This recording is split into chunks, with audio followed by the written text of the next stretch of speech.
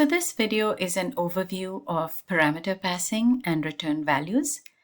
We are going to just touch on some of the introductory concepts from chapter 3, section 3.1 to 3.2. There are 3 other videos that have been posted from the Building Java program site.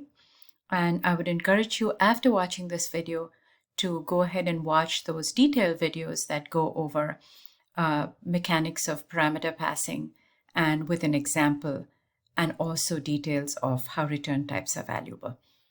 So here, what I'm going to do is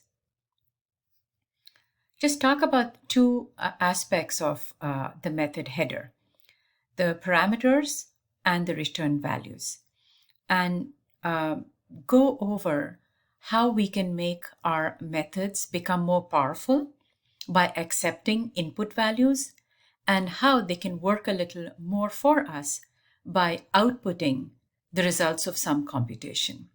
And we will try to tie this in with the concept of functions as well, that we are familiar in math, because we know that functions take input values and functions can also return a value. So for example, if I write an add function a, then I know my a can take in 4 and 5, and it can return the value, add 4 and 5, and then it can return the value 9. Or to make this even simpler, we can have f of x is equal to, let's say, 2 times x. We are familiar with this notation, and we know that every time we pass a value into x here, then we are going to get double that value. So currently I'm calling this method f of x, and if I pass the value 2 to this, I know that the output is going to be equal to 2 times 2, and that's equal to 4. And at the same time, if I pass 1 to it, then the result is going to be 2 times 1, and that's going to be equal to 2. So we are familiar with this notation. What we are not familiar with in our math is giving names to this f, and that's exactly what we do when we use methods. We give methods names. So I can change this f and say double. Double is a function, or double is a method that takes an input value x. Now the reason, of course, we say x is because at this time we do not know, when we write this function, what the actual value is going to be when the user is using this function. So we say double of x equals 2 times x. And this is a very powerful thing for us to say, because we can define the function at this point and say, I do not know what value is going to come in, but whatever that value is, it's going to get multiplied by 2. So this is the method definition, and the method call could be something like double 3, and we know that double 3 should return to us the value 6. So this is the concept that we're going to explore a little in detail, and for that I'm just going to go into my JGrasp, and we can work our way through an example. So incidentally, you may have noticed that the main program, we have not gone into details of this header, but if you look at this header, we will see it says public static, and then it says void and main and string args. We have never cared too much about this header, but if you look into what's inside this parenthesis, well, this is a parameter. It's a single parameter. We haven't done arrays yet, so we won't go into detail, but we'll take a simple program where the parameters are just the basic primitive types. And as you can see here, this part is the return type, and when it says void, this means that the function is not going to return any value. So let's start with a simple function here. And my task is to draw a line. And if I can either, as you know, I can draw a line by saying system.out.println, and I'm going to say this is 1, 2, 3, 4, 5, 6, 7, 8, 9, 10. And this program is going to draw 10 stars. However, now that we've done procedural decomposition, we know it's not such a smart idea just to have this print statement here. But what we can do is we can have a method that can do this for us. Public static void draw line. So this is the function definition or the method definition. And what this method does is it draws the line. And when we would like to draw a line in our program, we just say draw line. And if I run this,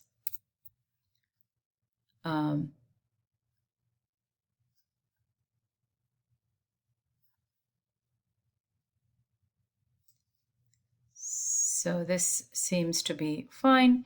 And then when I run it, it has drawn a line. However, the whole idea of having computer programs is that we should be able to make our programs flexible and powerful. And we should be able to minimize our code and minimize redundancy.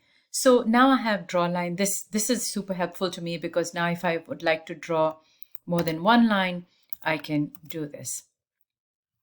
Right? Now, all of this is fine, but I seem to be locked into drawing 10 stars, right? So one thing I can do is I can change this and use a for loop. I'm going to go, I can change this. And because I know how to do for loops, I can say, well, for integer I equal to 0, I less than 10, I plus plus, just print a star. So I've made my program a little more compact. And then when you're done with it, not print line, because this will print because I want everything in a straight line. And then I give the new line character by doing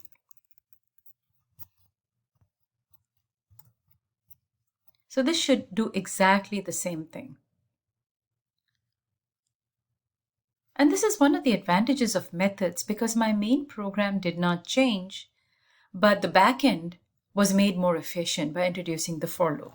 However, let's get back to parameters. Now, I see that I can only draw a line with 10 stars. And maybe what I'd like to do is I'd like to draw 2 lines.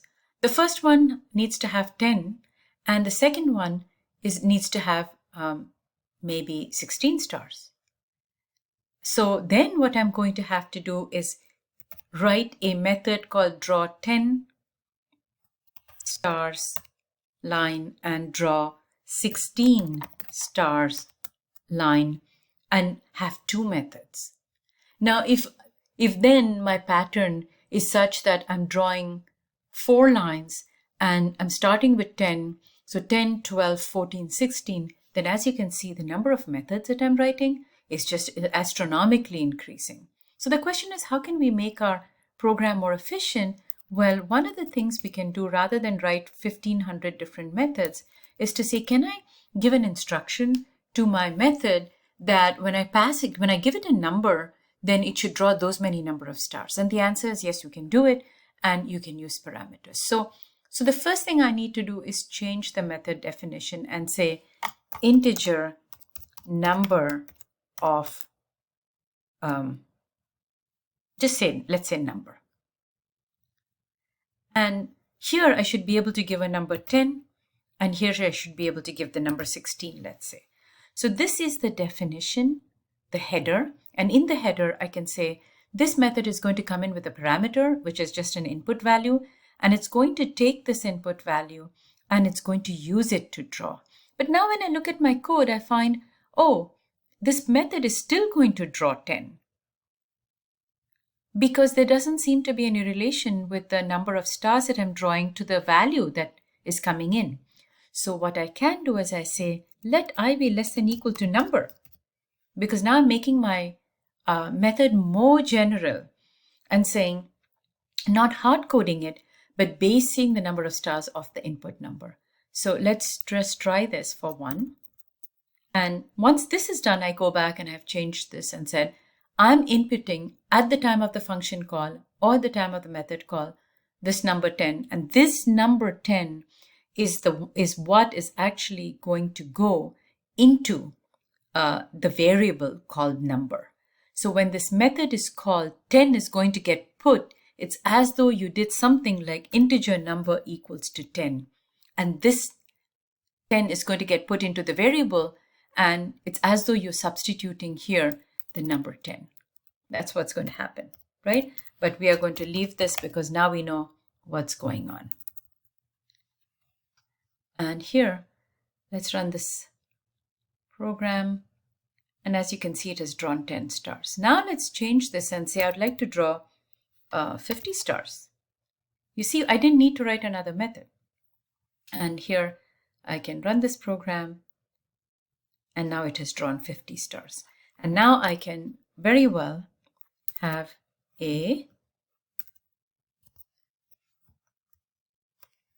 now I can do what I wanted to do without writing 50 different 14, 18, and 22. So I'm using just one method definition and calling it several times with the different input values, and the same method, exact same method, is going to get called, but it's going to give different values to the number when it gets called. So let's see what this one looks like. So now you see this is what our output is going to look like. So this is how parameters work. You can have, now let's change this and say a little bit and say, oh, I'm bored of stars. What I would like is one line of star or another line of dollar sign, and then have a different pattern. How can you do that? You can do that very easily by saying, oh, I can introduce another parameter. So you can have more than one parameters and say, this is going to be my character or symbol, let's say. Let's call this symbol. And this symbol, so instead of printing a star, this is actually going to print symbol, right? And here my symbol can be a star first time. Here my symbol can be a percentage sign. Here my symbol can be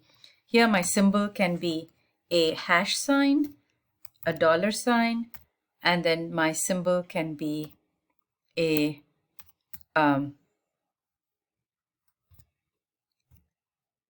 this sign. So here's how this thing is. I can customize this. And as you can see, I'm actually able to print different symbols. So this is a powerful feature where I can use one or more parameters to use one single method, but make it do a ton of more stuff and make it more flexible and powerful. Now I'd like to go into practice it and just quickly go over what is a return type and see maybe there is another problem. Yeah, I would encourage you to do exercise 3.1 because this one is very similar to the one we did. This one prints, it takes in a number and prints that many numbers of prints. For example, print numbers 15 is going to print 15 numbers from 1 to 15. So I'd encourage you to go into practice it and do that. Now with regard to return types is how your functions can actually do a computation and give you a return back. So let's see. Let's look at this one, 3.10. So here it says write a method named area that accepts as a parameter radius of a circle and returns the area of a circle with that radius. So for example, the call area 2.0 should return this value. Now from these numbers, I'm guessing that this is going to be double values. So I will say public static double. It's going to return a double value and say area. And this is also a double parameter called radius, which is of type double. And here what I can say is I can just use one single. I can do it in many ways. Either I can say double area equals 0, and then say area equals 2 times math 2 times math.pi. Oh, area is actually pi r square. So pi times r square, which is math dot power, I'm going to say radius 2. So this is so some of the math library has tons of stuff for us that we can use. So this is basically raising 2 to the power of radius to the power of 2, which is the same as radius square.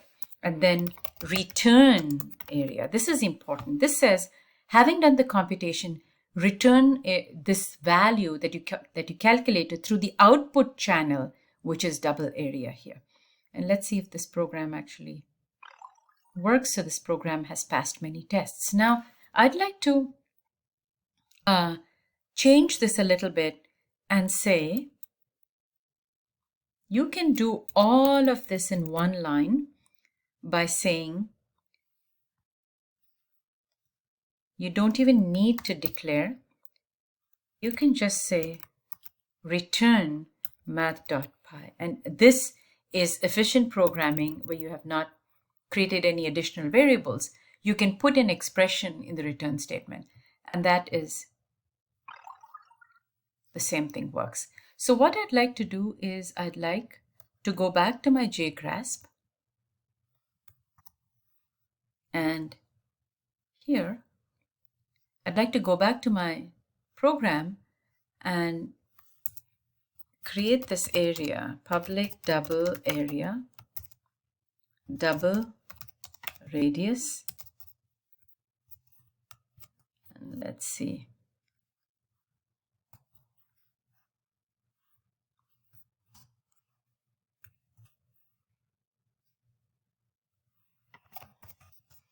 You see now the difference between this method and this method is that I've got void here, and here I've got double. So this is the placeholder. This is the place where the return value, the output happens.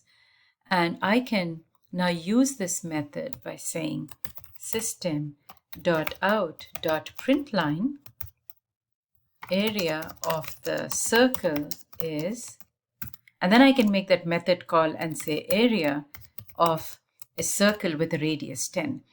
I hope in copying from practice it, I don't have any funny characters coming up. So here you go. The area of the circle is 3.14.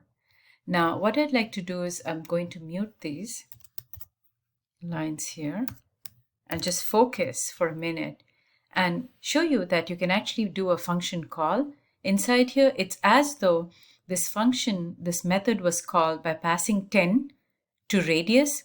The calculation was done, and the return value always is returned at the spot where the method is called, and therefore it gets returned here and gets printed. We can do one more thing here. We can just do, for example, double. I'm going to say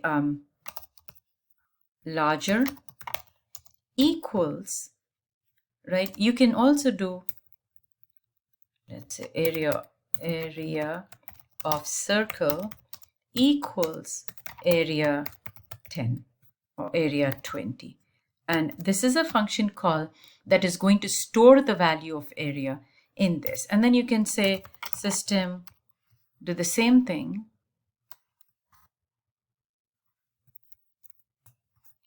And instead of 10, you can pass here area of circle.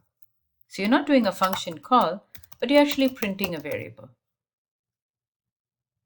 But this would also work, right? But the point I wanted to make is that you can actually do a function call. So let's try to run this. And here you see the area of the circle is getting bigger. Another thing that you can do before we finish this lecture is that you can have a function call inside a function call. So let's say we had a area function, and then we wanted to multiply that area by a certain scale factor. You could do that too. So here you can do double scale. And what you would do here is you would input a double number and integer scale factor. And all this is doing is it returns the number times the scale factor. So it's just scaling up or scaling down. And let's just pretend that the numbers are not negative, and so this is what it happens. So here, once I calculate the area of the circle, maybe I want to scale that circle. So I can say double bigger equals scale area of circle. And I want to scale it by 4. So here, and say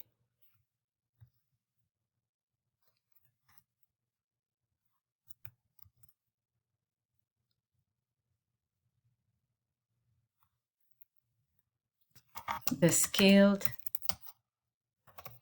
area of the circle is now, it would have been multiplied by 4. Remember that you can do all of this scale area of circle right here, but I've just chosen to put it in a different variable. So let's see. The scaled area of the circle is this. Now I'm just going to say, how does a function call another function? You can completely do this by saying, here, instead of area of circle, you can do call inside the function area of 20.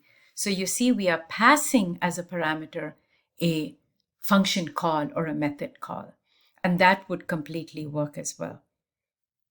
So here you see you're getting the exact value, and you've actually had a function call inside a function call. And just to make things more fascinating, you can put all of this inside. You can put all of this inside a single print statement, and this should also work perfectly fine. And at this point, I'd like you to be sure that you get all your practice exercises from Practice It, and also be sure to watch the BJP videos that I have posted on the Canvas module.